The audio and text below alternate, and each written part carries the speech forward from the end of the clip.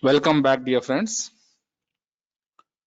The plan of the lecture today, as you see on the screen, is to apply the concepts of vapor compression cycle, which we learned in the last lecture, for solving numericals. So I'm expecting that the students, after listening to this video, this lecture, would be in a position to solve simple numericals using the refrigeration table properties and pressure enthalpy chart. So it's a good idea to have the refrigeration tables with you so as to extract the properties and use those properties in the calculations. Let us begin with one small numerical. I am taking R12, Freon 12 as a refrigerant as a case of example. So the problem is as follows. A vapor compression system, a vapor compression refrigeration system with R12 as a refrigerant operates between minus 15 degrees centigrade and 30 degrees centigrade. And we need to assume that this is a simple vapor compression cycle. So we need to assume that it is a simple saturation cycle. When I'm saying it is a simple saturation cycle, we need to be very clear that the inlet to the compressor is dry saturated and the exit of the condenser is saturated liquid. So that is the meaning of the fact of this term, simple saturation cycle. So the simple saturation cycle with R12 as a refrigerant operates between minus 15 degrees centigrade and 30 degrees centigrade. So what you are required to calculate in this numerical is the following. So you are supposed to calculate, let me write down what you are supposed to calculate. So you are supposed to calculate first, you need to know how much is the work input to the compressor. So compressor work input is to be found out. Mind well that you are given only two information, and this information is you are given the evaporator temperature, which is minus 15 degrees centigrade, and you are given the condenser temperature, which is 30 degrees centigrade. You are required to find the compressor work input. The second thing is you are required to find the duty of the condenser. By the term duty of the condenser, I mean the heat which is rejected in the condenser. We all know that the condenser is the equipment which rejects the heat in the refrigeration system. So how much is the heat which is being rejected in the condenser? That would be of interest in practical problems. These two informations are very crucial. If you want to select the compressor, capacity of the compressor, and if you want to size the condenser, the capacity of the condenser, then these two informations become vital. Similarly, the refrigerating effect is to be calculated. This again is an important parameter because ultimately what we aim for in a refrigeration system is the net refrigerating effect or the refrigerating capacity, generally which is expressed in tons of refrigeration. So this is the third parameter of interest. You are required to find the compressor work input, you are required to find the heat rejected in the condenser, and you are required to find the net refrigerating effect. You would also be interested in knowing the compressor capacity per ton of refrigeration. So one can express the compressor capacity. This is called the specific capacity of the compressor expressed per ton of refrigeration. So this could also be of interest because if you want to compare the different systems, obviously the one with the lowest compressor capacity per ton of refrigeration system can be considered to be the most efficient one. This efficiency, we all know, can also be expressed in terms of theoretical coefficient of performance. So that we would be calculating what is the theoretical coefficient of performance. So that is required. And finally, we would be interested in knowing how much is the specific power consumption of the compressor. It means that how much power is required for the compressor per ton of refrigeration. So power input to the compressor per ton of refrigeration. So this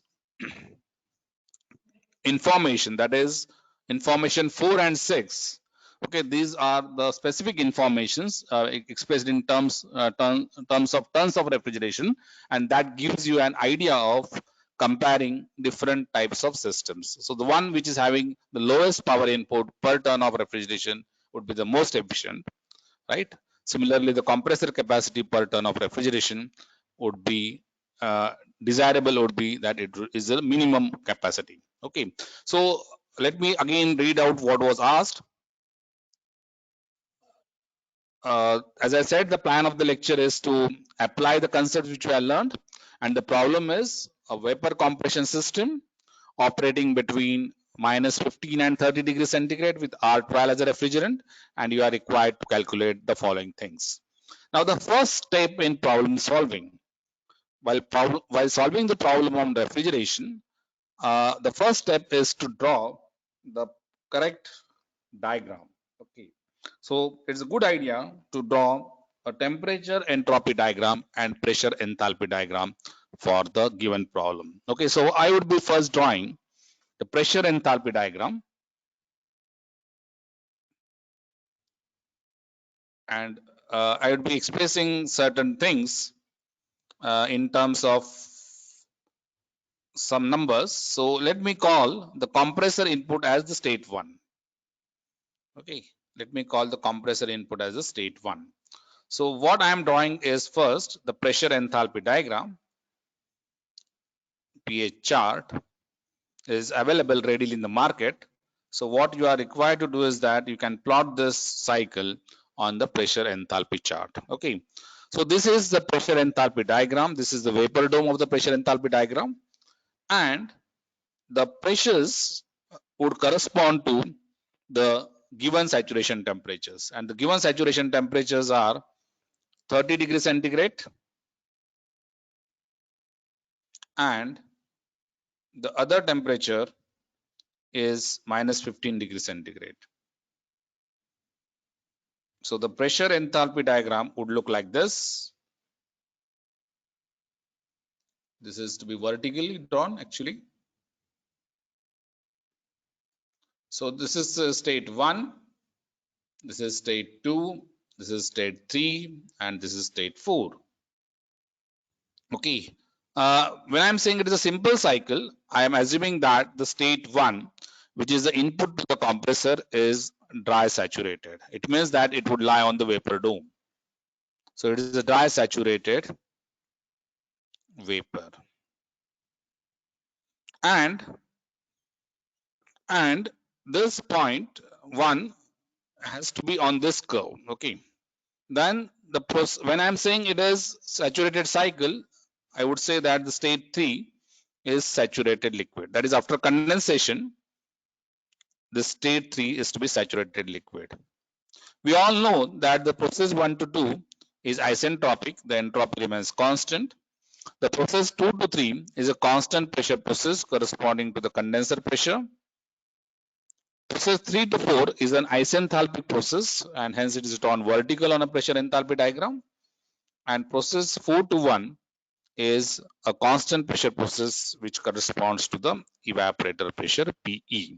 So PC in my diagram is a condenser pressure, P is the evaporator pressure, and this corresponding saturation temperatures which are given, they are 30 degrees centigrade and minus 50 degrees centigrade. So this is corresponds to is plus 30, and this corresponds to minus 15 degrees centigrade. One can also represent this cycle on a temperature entropy diagram. So let me try to represent this on a temperature entropy diagram.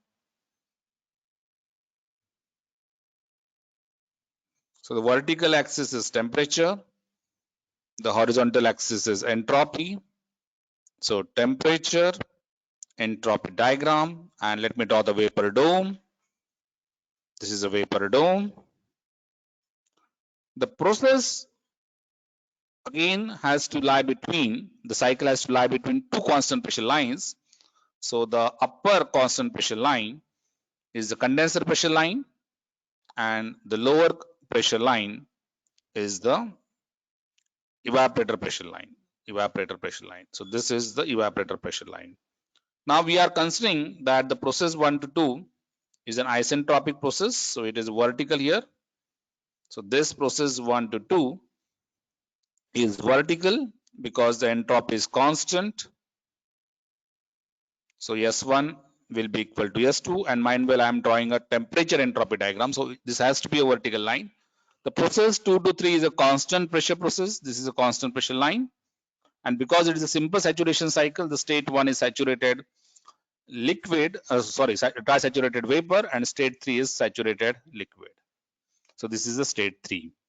And 3 to 4 is an isenthalpic process. It is an irreversible process, so I have shown it by a dotted line.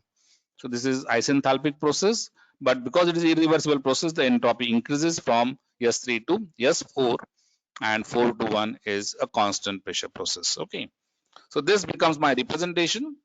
Now the second step, the first step, as I said, in solving the numerical is to draw the correct pressure enthalpy diagram and temperature entropy diagram.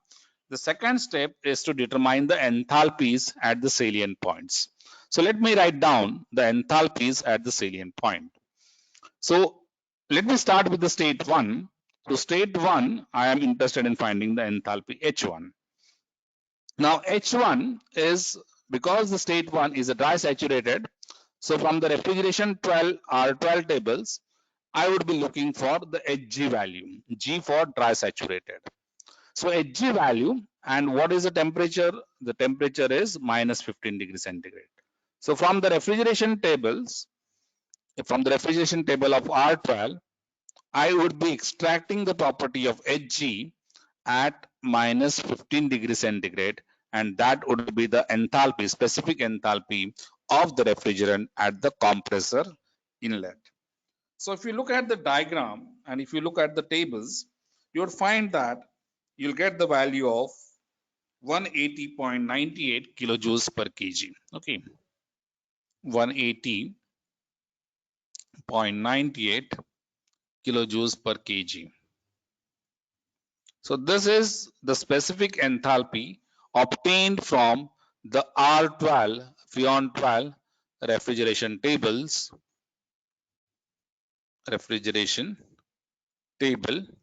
And how do you find that H1? By looking for Hg value corresponding to minus 15 degrees centigrade. Similarly, H3, because it is a saturation cycle, this is on the F line. This is the F line and this is the G line. Okay, this is the F line, the saturated liquid line, and this is the dry saturated vapor line, the G line. So H3 would correspond to the temperature of the higher temperature, the condenser temperature of 30 degrees centigrade. So at 30 degrees centigrade, I need to find the value of HF. So HF at 30 degrees centigrade would give me the value of H3. So if you look at the tables, refrigeration tables, and if you look at the HF column at corresponding to 30 degrees centigrade, you'll get certain value, and that value would be around 64.59. 64.59. So convince yourselves by looking at the tables that you get a value which is closer to this 64.59 kilojoules per kg. So now we have obtained the values of H1 and H3. We would be interested in knowing the value of H4 also. Now H4 is fairly simple to calculate. And why is that so? Because you know that H4 is equal to H3, and that is because the process 3 to 4 is an isenthalpic expansion. So you have an isenthalpic expansion, a throttling process, and this throttling process, the enthalpy at state 4 will be equal to enthalpy at state 3. Hence, you will straight away get the enthalpy at 4 as equal to the enthalpy at 3, which is 64.59 in this case. So 64.59 kilojoules per kg becomes the specific enthalpy at the state 4. Now, what is challenging in the numericals is to calculate the value of enthalpy at the state 2. So how do you find this enthalpy at the state 2? So let me just put a nomenclature here.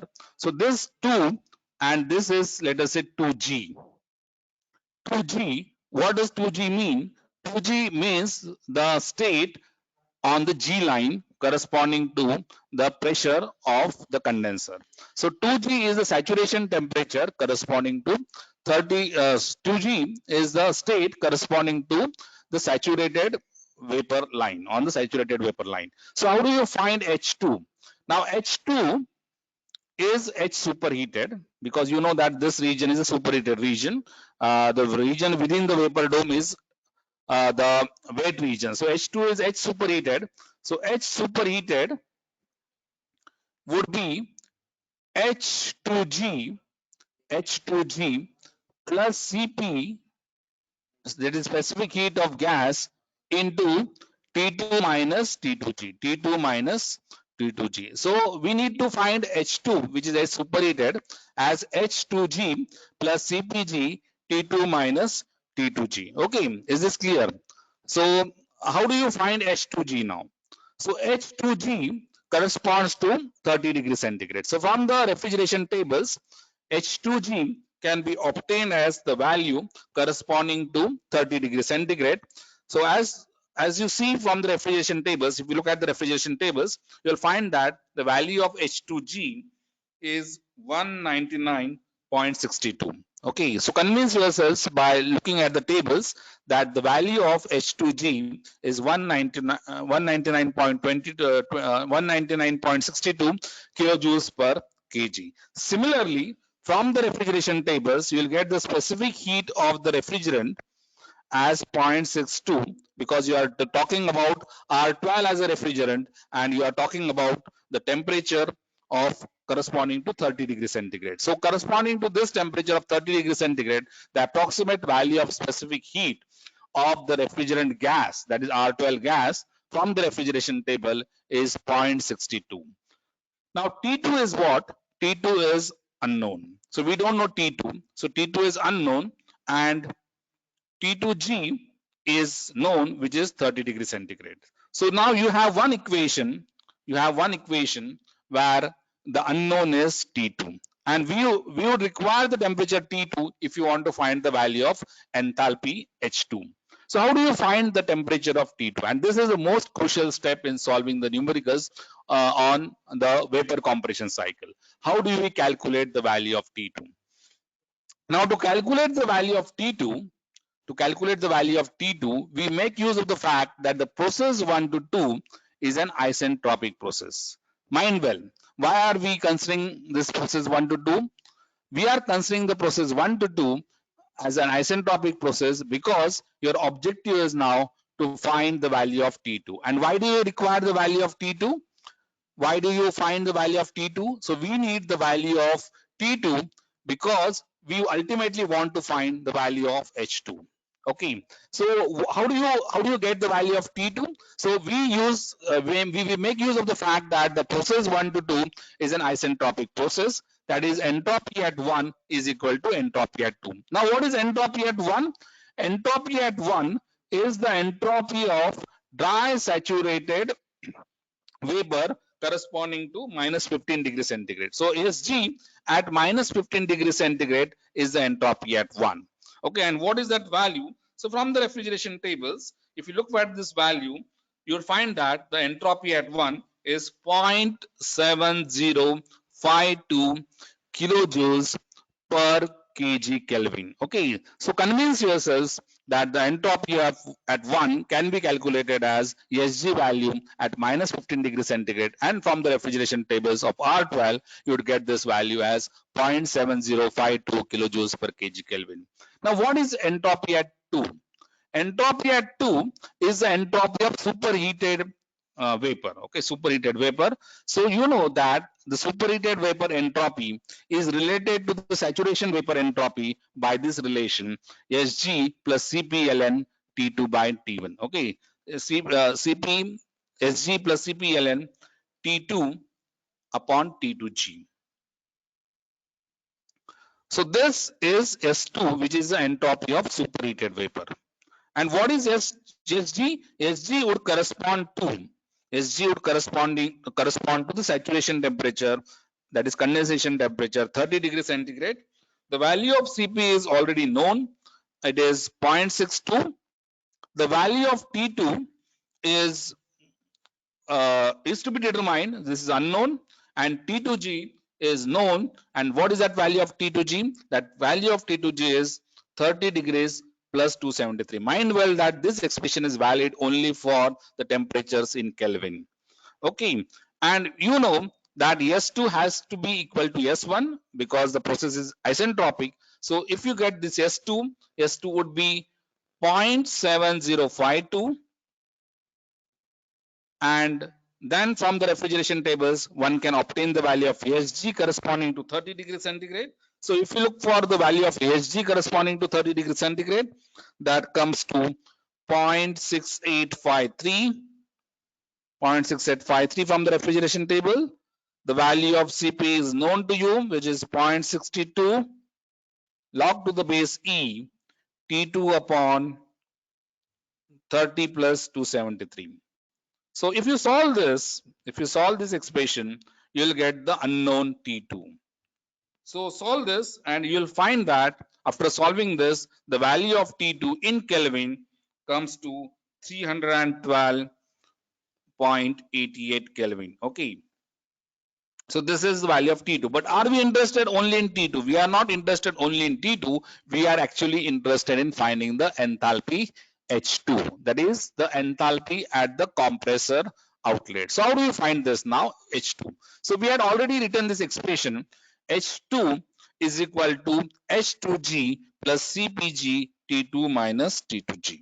Okay. So putting this value of T2 as 312.88, this is 312.88, and this is T2G, which is 30 plus 273, because now we need to be consistent with the units.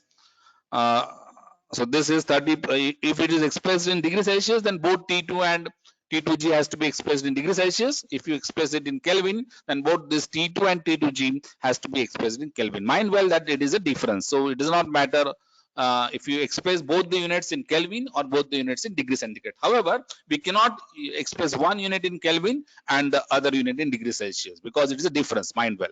Okay, so putting this value of T2 as 312.88 and T2G as 30 plus 273, you would get the value of enthalpy, and that comes to be 205.75 kilojoules per kg.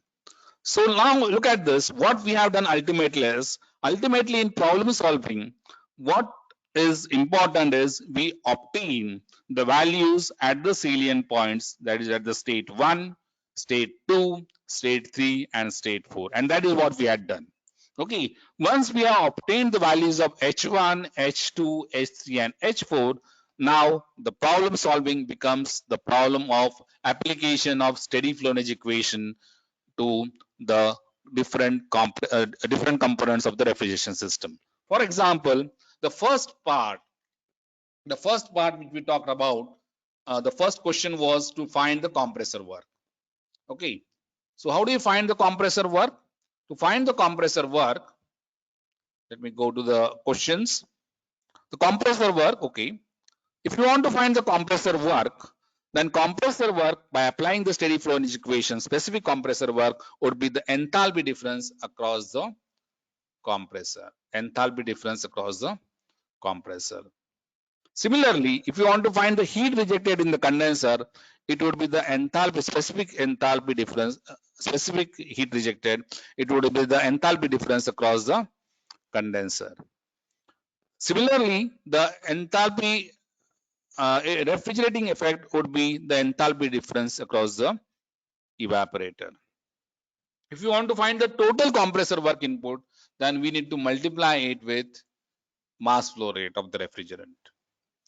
If you want to find the total heat rejected, multiply it with the mass flow rate of the refrigerant. If you want to find the total refrigerating effect, multiply it with the mass flow rate of the evaporator. Okay.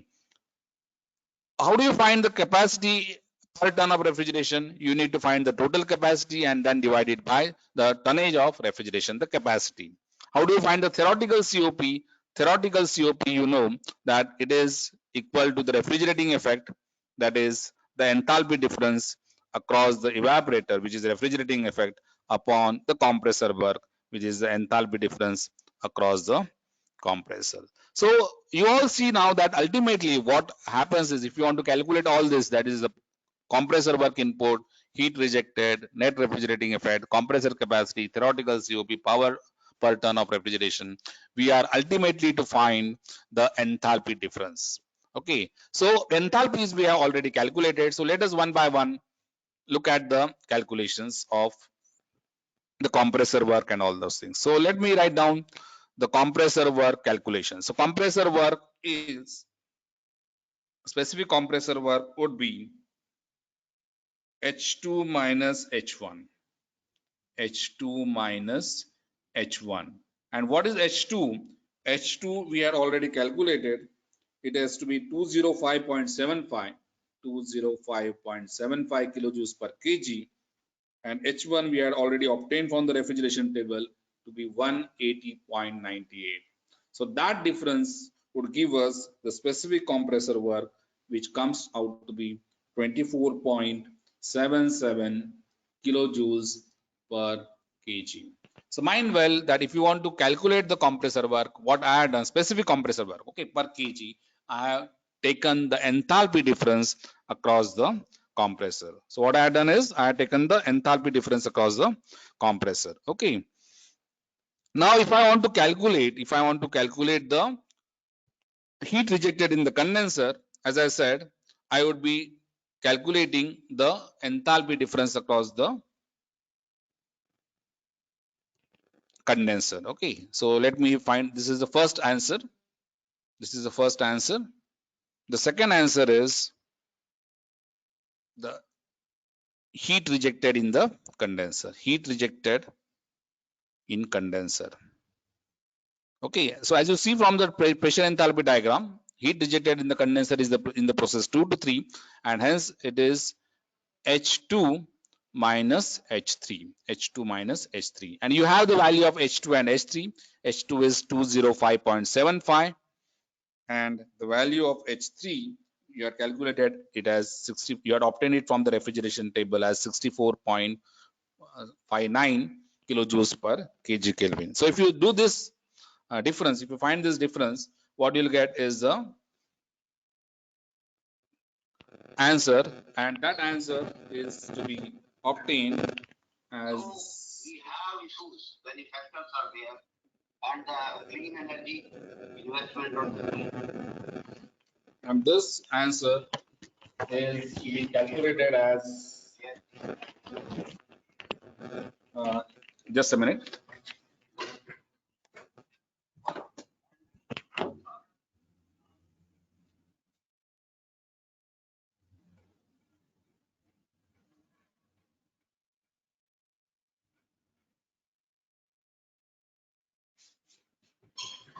Yeah, so the difference is, if you calculate, it comes as 116.39. 116.39. So this is the second answer, specifically heat rejected per kg of the refrigerant.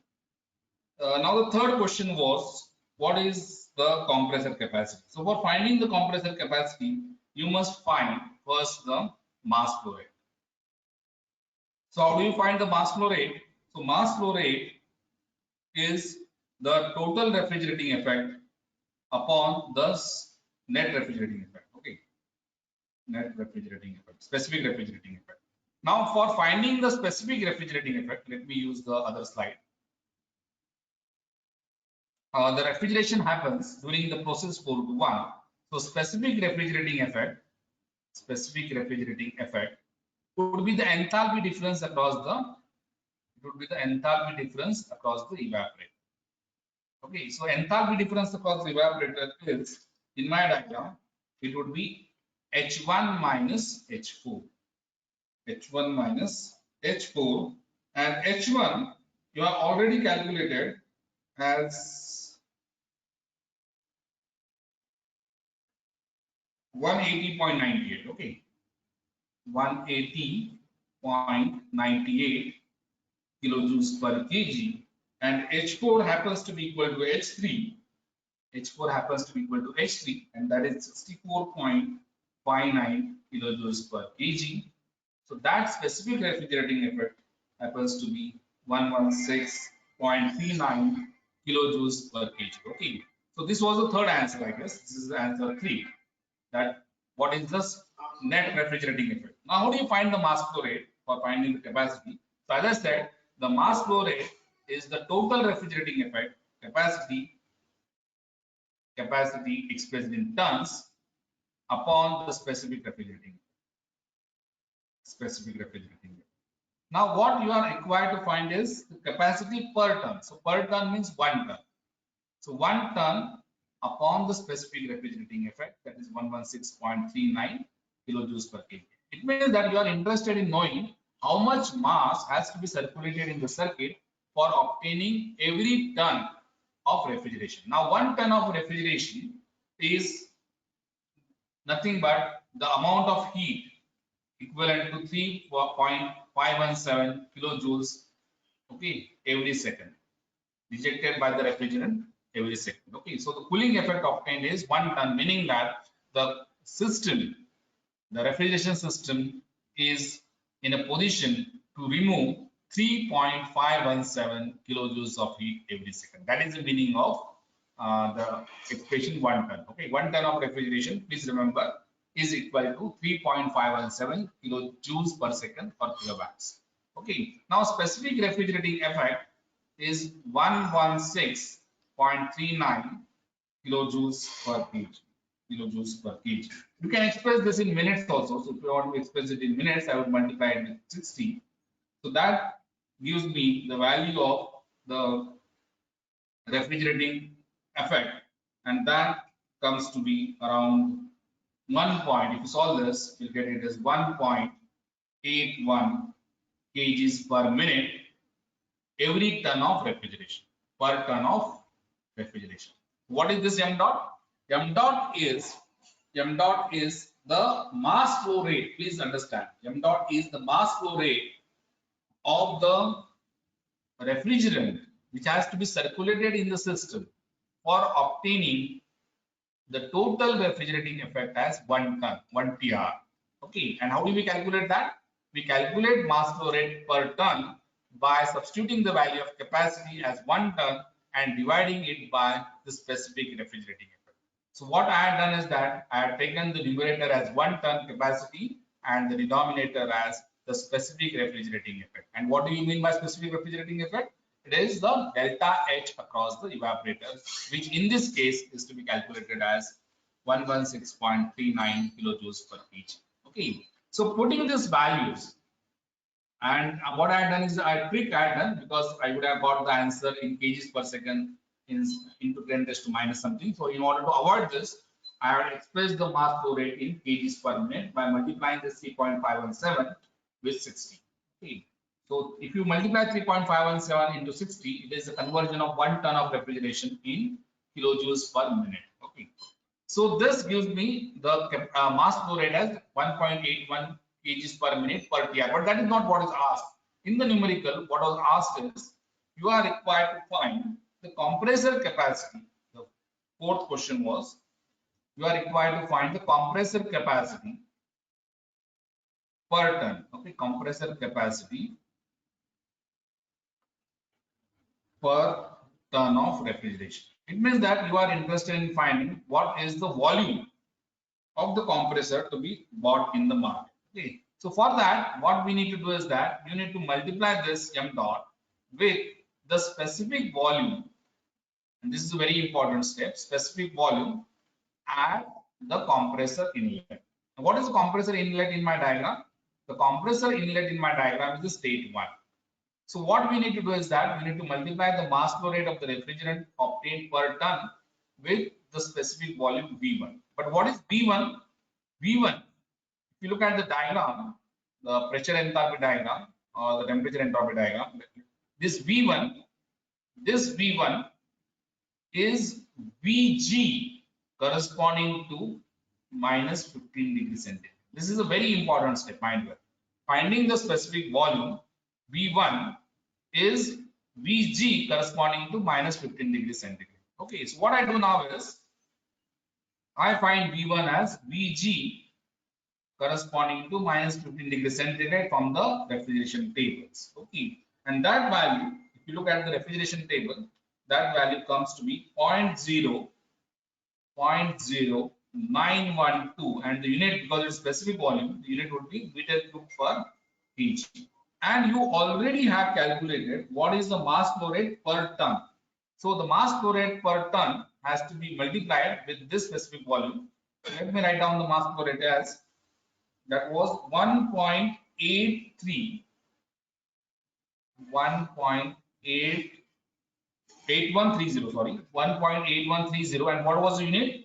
It was kgs per minute per ton of refrigeration, and that is what we want, no? Per ton of refrigeration, per TR. So if you multiply this, take a product of this, this kg would cancel, and what you would get is, what you would be getting is, for every ton, you would be getting a capacity of the compressor as 1.16534 meter cube per minute. Okay, so that would be the displacement of the compressor. Compressor capacity means what?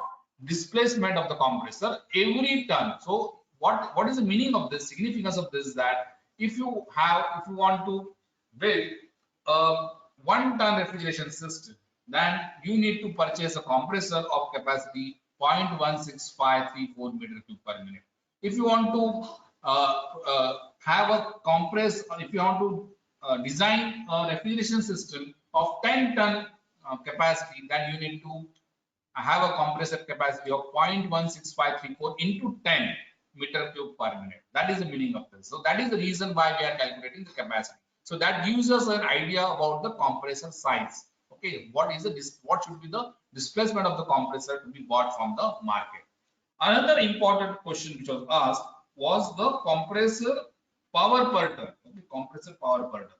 So for this, if you want to find the compressor power per ton, which is again a very important and practical kind of thing to know, compressor power per ton, again we would require to multiply the mass flow rate with the specific compressor work. That means the enthalpy difference across the compressor.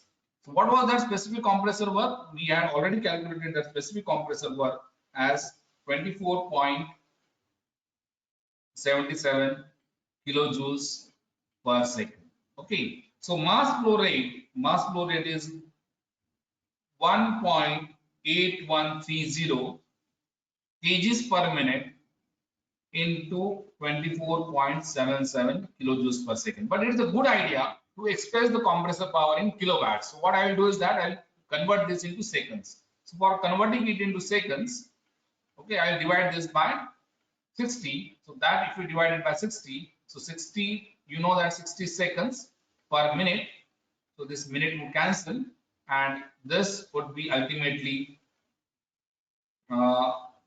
in kilowatts, kilojoules per second. So this would be 0.7484 kilojoules per second per ton of refrigeration, or it is 0.7484 kilowatts per ton of refrigeration. Okay, what is the meaning of this? The meaning of this is that if you want to build a refrigeration system of capacity 1 ton of refrigeration, then you need to buy from the market, theoretical calculations. So you need to buy from the market a compressor whose rating is about 0.75 kilowatt.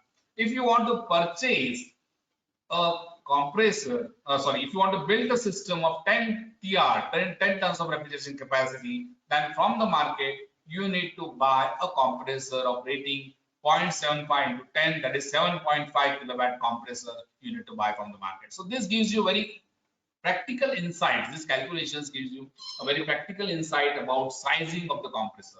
Okay, when you design a compressor, if you want to select and design the compressor, if you want to design the condenser, if you want to design the evaporator, then this kind of calculations is what you need to be very familiar with. And finally, in the numerical, you are required to find the coefficient of performance. So this is pretty simple. Coefficient of performance is, as I said, the delta H across the evaporator upon delta H across the compressor.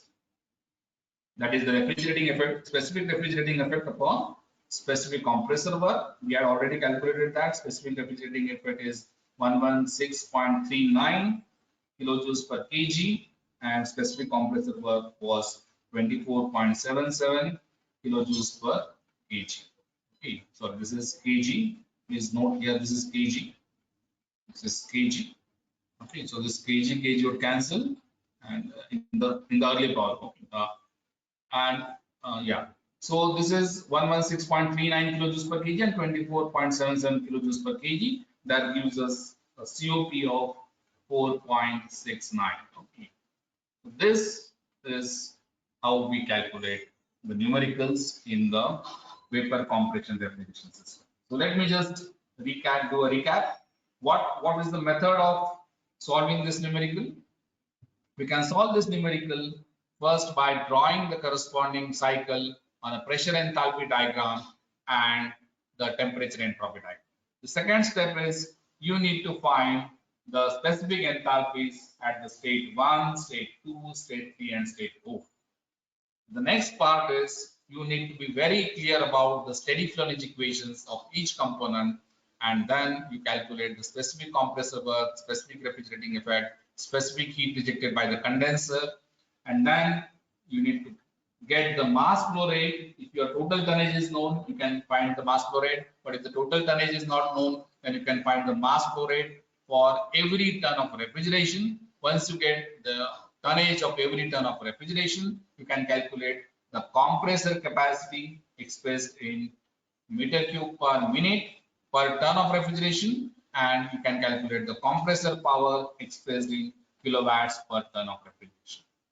Okay, and finally the coefficient of performance as the specific refrigerating effect upon specific compressor work. If you want to use the pressure enthalpy diagram, then it becomes very simple. In the pressure enthalpy diagram, let me show you. Your enthalpy can be easily obtained by plotting the points and reading the values corresponding to the table. So if you plot the cycle on the readily available pressure enthalpy diagrams, for example, if I get the R12 chart, R12 pH chart, and if I am in a position to plot 1, 2, 3, 4 on R12 chart, then I would be in a position to find H1, I would be in a position to find H2, I would be in a position to find H3 and H4 directly from the pressure enthalpy chart. Just draw vertical on the enthalpy line, that is H1, and read the value. Draw vertical from point 2, read H2. Draw vertical from 3, which is equal to 4, and you will get H3 is equal to H4. Okay, that way it becomes very simple. You need not equate the entropies. You need not worry about the value of specific heat and the intricate calculations of equating the entropies. Okay, so if you have the pressure enthalpy chart, then finding the enthalpy becomes very simple. Okay, and then the remaining procedure remains the same. Okay, so this is all about solving the numerical by using the pressure enthalpy diagram and the refrigeration tables. I hope that the concepts are clear. How do you attempt cycle problems if you are given a cycle problem with simple saturation cycle? More elaborate and more detailed kind of numericals, more complicated numericals would be asked, where the cycle won't be a simple saturation cycle, it would be a cycle with modifications. So in the next class, we can discuss what are the modifications to the simple saturation cycle, why are they necessary, and how do you attempt the numericals if the cycle is with modifications. Okay, so this is all for today. Have a good day. Bye for now.